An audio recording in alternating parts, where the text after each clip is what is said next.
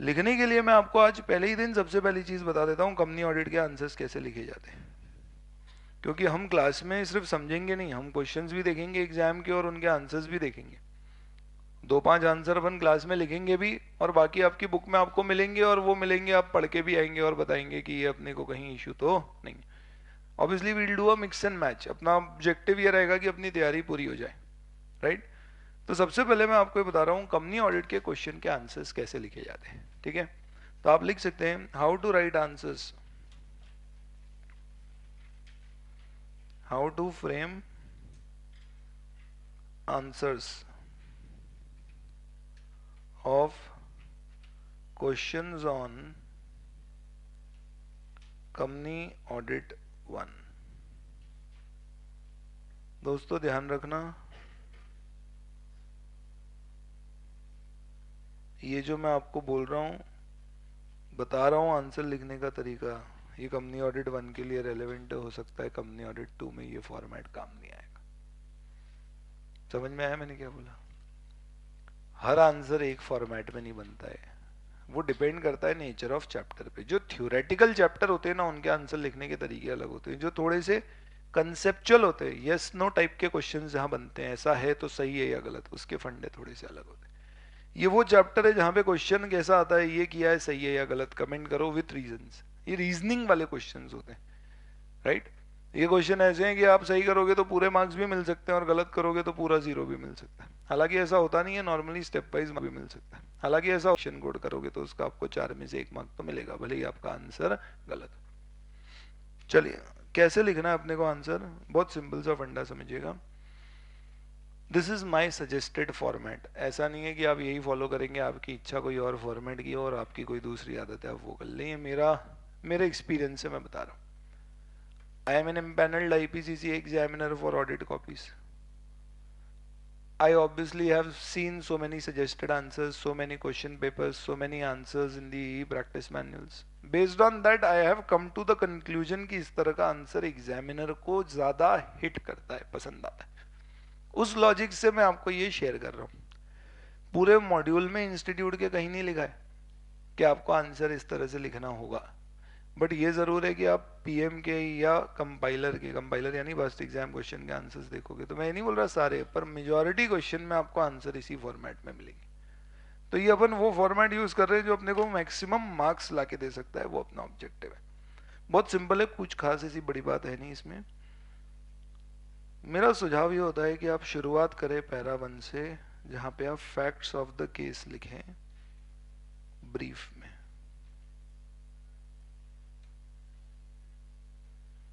समझ गए क्या आप मतलब इसका? जो क्वेश्चन ने बोला है ना, उसको बहुत ब्रीफ में, मे भी 2 लाइन में समराइज करें, ठीक है। जैसे एक उदाहरण के तौर पर यूं समझ लो, हम पढ़ेंगे आगे कि अगर ऑडिटर ने 5 लाख रुपए से ज्यादा का उधार लिया है, उसका उधारी है कंपनी पे कितने की, 5 लाख से ज्यादा की, तो वो ऑडिट एक्सेप्ट नहीं कर सकता, ठीक है। अब आपको एग्जाम में क्वेश्चन आ गया कि कंपनी के कुछ गुड्स खरीदे हैं 6 लाख रुपए के, जिसमें कंपनी ने उसको 1 महीने का क्रेडिट पीरियड दिया है, जो सबको कंपनी देती है। 1 महीने का उधार दिया है जो कंपनी सबको देती है, वो ऑडिटर को भी दिया है। कितने रुपए के गुड्स खरीदे ऑडिटर ने? 6 लाख। बताइए क्या ऑडिटर ऑडिट एक्सेप्ट कर सकता है या कंटिन्यू कर सकता है, ऐसा सवाल है। तो पैरा 1 में आप क्या लिखोगे? फैक्ट्स।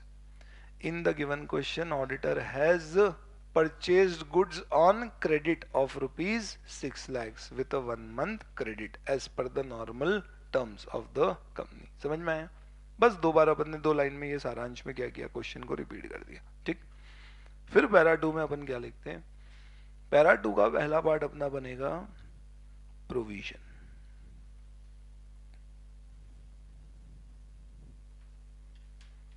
प्रोविजन का मतलब क्या हो गया?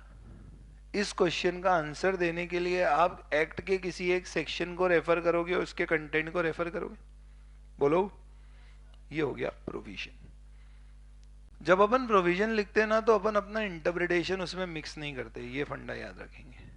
मतलब इसका आंसर बनता है सेक्शन 141 में, जो बोलता है कि ऑडिटर की 5 लाख से ज्यादा की इंडेटनेस नहीं हो सकती। सेक्शन 141 ये नहीं बोलता है सिर्फ, बहुत सारी चीजें बताता है। सेक्शन 141 ये भी बोलता है कि आपके पास शेयर नहीं हो सकते कंपनी के, आप कंपनी के एम्प्लॉय नहीं हो सकते, आपका रिलेटिव ऑफिसर नहीं हो सकता, ऐसी बहुत सारी बातें। क्या मुझे पूरा सेक्शन 141 कोट करना है या सिर्फ इतना जो रेलेवेंट है? उस क्वेश्चन में जो रेलेवेंट है बस उतना ही लिखना है। हमेशा याद रखना, एग्जाम में क्वेश्चन जब लिखो ना, आंसर जब लिखो, तो मन में ये नहीं होना कि ज्यादा से ज्यादा ज्ञान दे दो, जितना आता है सब चिपका दो। ऐसा वो करते हैं जिनको बहुत कम कम आता है और एक आध क्वेश्चन आने वाला आ जाता है जो समझ में आता है कि ये तो अपने को आता है, तो बोले पूरा ज्ञान इसी में दे दो। इससे कुछ फायदा नहीं होने वाला है, आपका टाइम कम पड़ेगा, पीछे के क्वेश्चन ही खराब होंगे। तो प्रोविजन जब आप कोट करते हैं तो कुछ रूल्स होते हैं प्रोविजन कोट करने के। सबसे पहली बात, यू शुड कोट व्हाट? तो first and foremost you should give, when you quote the provision, the rule is quote only the relevant part of the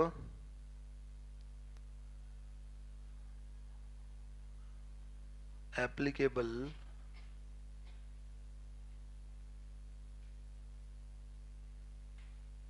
law or standard। ठीक है, जब भी आप कोट करते हैं आपको ये ध्यान रखना होगा, यू शुड कोट यानी राइट, कोट मतलब लिखना, the number, the name and the authority issuing the provision। सारी बातें लिख देता हूं मैं पहले, फिर समझा दूंगा आपको।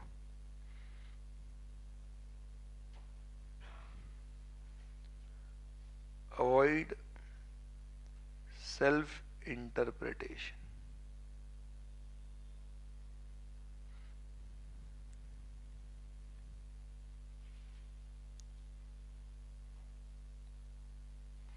Language may not be exact, but meaning to be the same।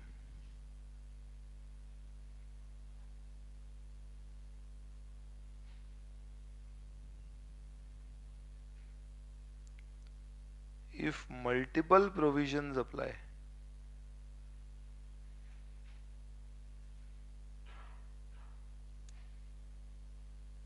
start with Companies Act provisions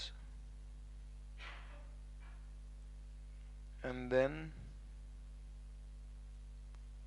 others like essays etc।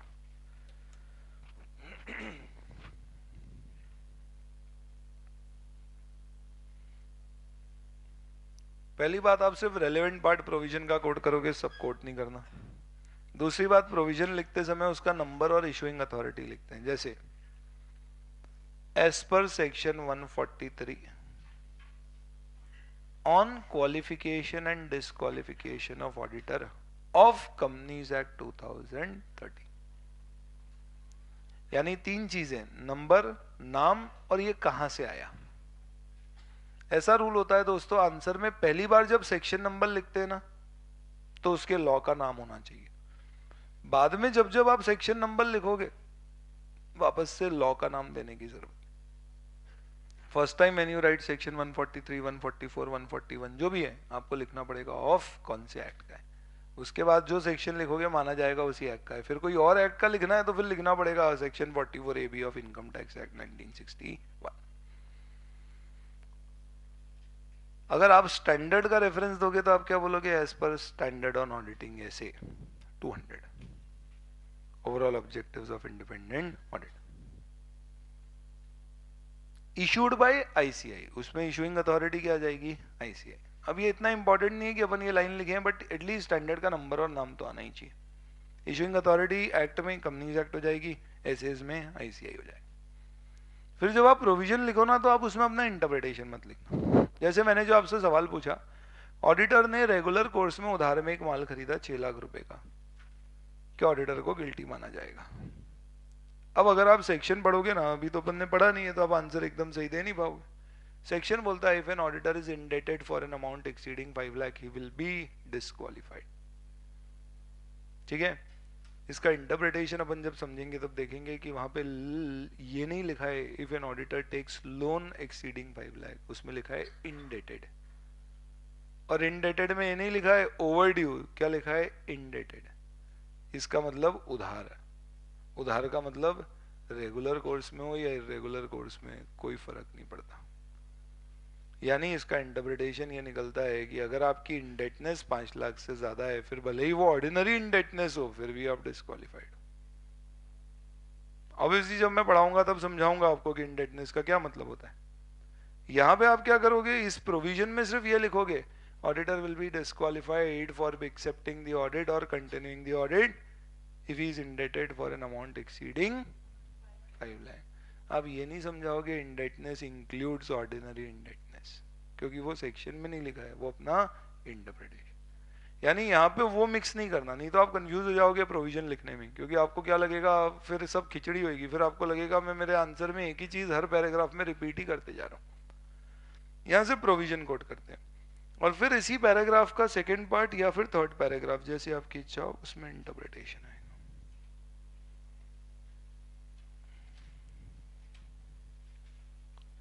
Interpretation में अपन क्या करते हैं, we link the provision to the facts of the case. ये अपन अपनी own language में लिखते हैं। सर प्रोविजन क्या लॉ की लैंग्वेज में लिखना जरूरी है क्या? कोई आदमी कभी ऐसा नहीं कर सकता कि लॉ की एग्जैक्ट लैंग्वेज कोड कर दे, संभव ही नहीं। कोर्स इतना सारा है ना कि आप सोचोगे तो एक आध सेक्शन कर भी लोगे, उसके बाद नहीं कर सकते।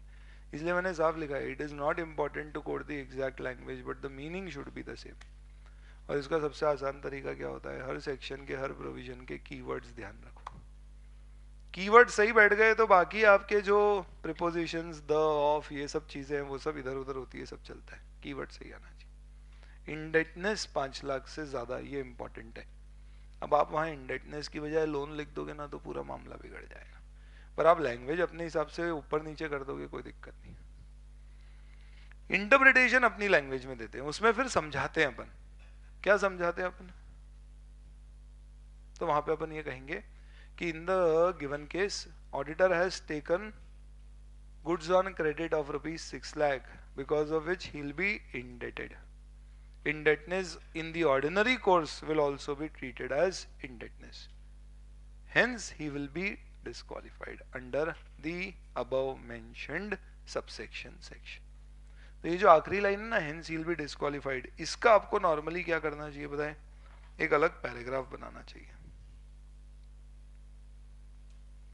पैरा 3 जो होगा आपका conclusion. This is your final answer. Ensure each question asked, in fact मैं इसको ऐसे लिखता हूं, ensure each matter asked in the question is answered। मतलब समझना, बहुत बड़ी गलती कर देते हैं स्टूडेंट। क्वेश्चन में लिखा 6 लाख रुपए का उधार है, ठीक है। आखिरी में लिखा, क्वेश्चन में पूछा क्या ये ऑडिटर ऑडिट कंटिन्यू कर सकता है, और अगर नहीं तो कंपनी को क्या करना होगा। क्या होता है, जब मैं क्वेश्चन पढ़ता हूं तो पूरा पढ़ता हूं, पर जब मैं आंसर लिखता हूं उसमें मेरे 2-5 मिनट लग जाते हैं आंसर लिखने में, तो मेरे दिमाग में क्वेश्चन का मेन प्रोविजन ही याद रहता है। अक्सर स्टूडेंट क्या गलती कर देता है, जब खास तौर पे आखिरी के टाइम में ये क्वेश्चन करोगे, आप लिख के आ जाओगे hence auditor can not continue the audit, ये लिख के आप अगले क्वेश्चन में जम कर जाओगे, और आप भूल सकते हो कि उस क्वेश्चन में एक और सवाल पूछा गया था, what should the company do. तो उसमें फिर हमें लिखना पड़ेगा, क्योंकि अब ऑडिटर का ऑफिस खाली हो गया, इसलिए अब XYZ को क्या करना पड़ेगा, नया ऑडिटर अपॉइंट करना पड़ेगा रिमेनिंग पीरियड के लिए, उसके नियम सब पढ़ेंगे अपन। बट मैं क्या बताना चाह रहा हूँ समझ में आया आपको? सवाल कई बार दो चीजें पूछता है, पर अपने दिमाग में जो मेन प्रोविजन रहता है, मेन क्वेश्चन रहता है, वो रहता है, अपन वो लिख के आगे बढ़ जाते हैं। एक चीज हमेशा ध्यान रखना दोस्त, हम जब भी कॉपी चेक करते हैं ना, कंक्लूजन के मार्क्स हमेशा अलग होते हैं। यानी अगर 4 मार्क का क्वेश्चन है और उसमें 2 इस तरह के सवाल पूछे गए, अगर 4 मार्क का क्वेश्चन है और इस तरह के 2 सवाल पूछे गए हैं, तो आप समझो दोनों के कंक्लूजन का 1-1 मार्क पक्का है। अब अगर आपने what should the company do नहीं लिखा, तो आप 1 मार्क तो वहीं बाहर कर गए। मेरी एक छोटी सी सोच, एक राय है। फाइनल में मैंने पढ़ाई करी, मैंने अपनी एग्जाम दी, किसी तरह से रैंक भी लग गई। I have seen one particular thing, एक अच्छे मार्क्स लाने वाला स्टूडेंट एक चीज हमेशा करता है, जो क्वेश्चन उसको आते हैं ना, उसमें वो 1 मार्क भी नहीं छोड़ता। कुछ स्टूडेंट की सोच क्या होती है, अपन सारा पढ़ेंगे, सब बढ़िया करके आएंगे, एग्जाम में सारे क्वेश्चन सही आना चाहिए। दोस्तों, एग्जामिनेशन में स्कोर मैटर्स, नॉलेज एग्जिबिट नहीं करना है। तेंदुलकर साहब ने 100 सेंचुरी लगाई, तो कोई ये नहीं पूछता है उनसे कि आपने 100 सेंचुरी में कितनी बांग्लादेश, कीनिया, जिम्बाब्वे के अगेंस्ट लगाई। गिनाती क्या है? 100 सेंचुरी। यानी आपके मार्क्स आते हैं तो आपसे ये कोई नहीं पूछता कि यार डिफिकल्ट वाले क्वेश्चन में तुझे कितने मार्क्स मिले और आसान वाले में कितने मिले। काउंट क्या होते हैं? मार्क्स। स्टूडेंट क्या करता है, बोलता है, होता है ना, 2 क्वेश्चन पढ़े अपन ने एक बार पेपर, 2 बहुत डिफिकल्ट लग रहे हैं यार, ये कैसे सॉल्व करेंगे, उसमें वो बाकी सबका दिमाग उसमें दिमाग लगा देता है। आपकी अप्रोच ही अलग होना चाहिए। जो पढ़ना था पढ़ लिया, एग्जाम में तो जो आता है वो लिख के फटाफट जितने मार्क्स इकट्ठे कर सकते कर लो। तो मेरी तो सिंपल अप्रोच है, 100 मार्क का आप क्वेश्चन पेपर आएगा ना, आपको 100 मार्क सॉल्व करने हैं। ऐसा बहुत ही रेयर है कि आपको 100 में से 100 के आंसर परफेक्ट आते हो, नहीं हो सकता, इतना सारा कोर्स। हो सकता है आपने बहुत अच्छी तैयारी करी हो तो आपके 100 मार्क के आंसर आते हो, पर परफेक्ट आंसर सबके आना बहुत मुश्किल है। जो परफेक्ट आते हैं ना, उसमें तो आधा मार्क भी नहीं छूटे। ये अप्रोच आप रखोगे, अगर आपने छोटी सी इस अप्रोच को फॉलो किया, आई कैन गारंटी यू आपके हर पेपर में हो सकता है ज्यादा नहीं, पर 2-3 मार्क का इंप्रूवमेंट आ जाए। अब आप समझते हो सीए जैसी एग्जाम में हर पेपर में 2-3 मार्क का इंप्रूवमेंट कितना मैटर कर सकता है। इसलिए मेरी हमेशा ये अप्रोच रहती है कि जो आता है उसमें तो कुछ नहीं छोड़ना, उसमें तो पूरे लेके आना। कोई नहीं आता तो नहीं आता, अब लिख के तो आएंगे, उसमें लकीली कुछ मिल गया तो मिल गया, वाली बात है, पर जो आता है उसमें सब करके। इसलिए मैं ये आपको सिस्टमैटिक तरीका डे 1 पे बता रहा हूँ। मैं चाहता तो पूरा चैप्टर होने के बाद ये लिखवा सकता था, पर उसका मतलब नहीं बचता। क्यों? क्योंकि फिर ये वो वाली बात हो जाती कि जब घर में पढ़ाई करो तो ध्यान रखना ऐसे अप्रोच फॉलो करना। अब ये ऐसा होएगा कि क्लास में जो क्वेश्चंस करेंगे उसमें आपको ये अप्रोच ध्यान में रखना है। तो अपन क्लास में डिस्कस करेंगे, तो क्वेश्चन के 2 पार्ट है, तो आप दोनों के आंसर दोगे। ये आदत क्लास में डलेगी तो एग्जाम में जाएगी। अपन सोचोगे यहाँ पर अपन पढ़ लो और फिर घर पे पढ़ाई करेंगे तो आदत डाल लेंगे, वो आदत कभी नहीं डलती। तो कंक्लूजन में पहली बात हर जो सवाल पूछा गया है सवाल में वो सबके जवाब आना चाहिए, ठीक है। और तीसरी बात, इफ आंसर में हैव एनी एक्सेप्शन,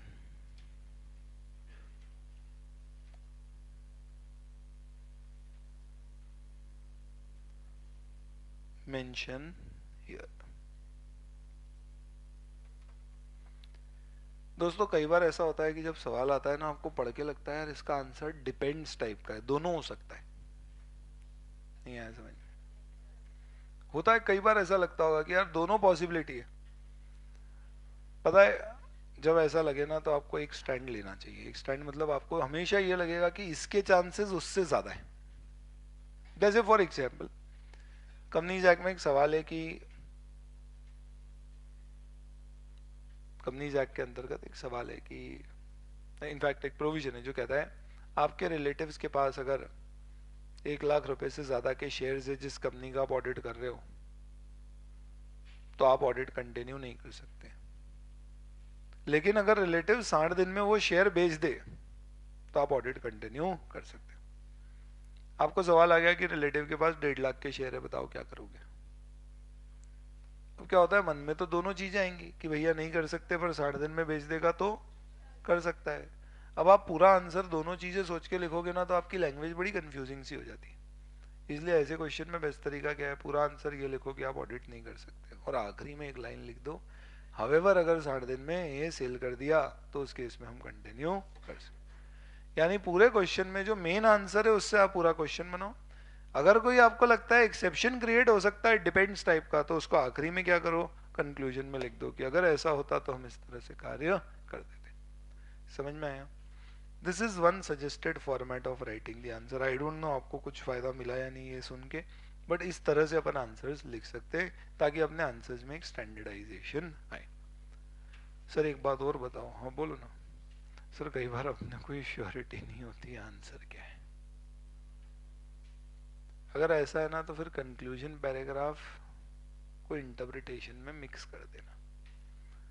ये वो चीज नहीं है जो मुझे बोलना चाहिए, बट अब जो फैक्ट है वो तो फैक्ट है, नहीं आता तो नहीं आता, अब क्या कर ले। वही तरीका है कंक्लूजन को इंटरप्रिटेशन में मिक्स कर देना, अलग से पैराग्राफ मत बनाना। इससे जब तक रिजल्ट आएगा तब तक अपने मन में गुंजाइश बनी रहेगी कि कभी उसके मार्क्स मिल जाए। वो बात अलग है कि गलत है तो पकड़े जाओगे, पर एटलीस्ट ये रहेगा कि एकदम प्राइमा फेसी मेरा आंसर गलत नहीं दिखेगा, क्योंकि कंक्लूजन पैराग्राफ आदमी पढ़ के सीधे देख लेता है कि उसने आंसर क्या दिया।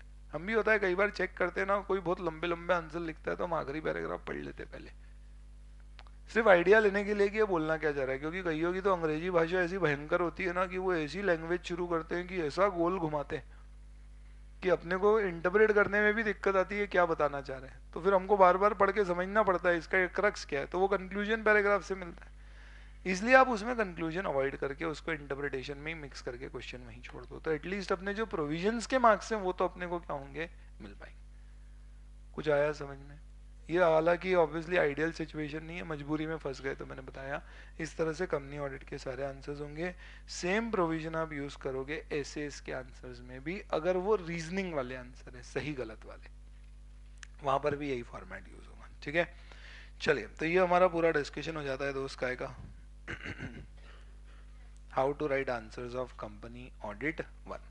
ये 1 पे और एसएस पे, इन दोनों पर ये फंडामेंटल लागू होंगे। आप चाहो तो यहाँ पे कंपनी ऑडिट 1 के साथ में स्लैश एसएस लिख दो और नीचे लिख दो रीजनिंग बेस्ड क्वेश्चंस।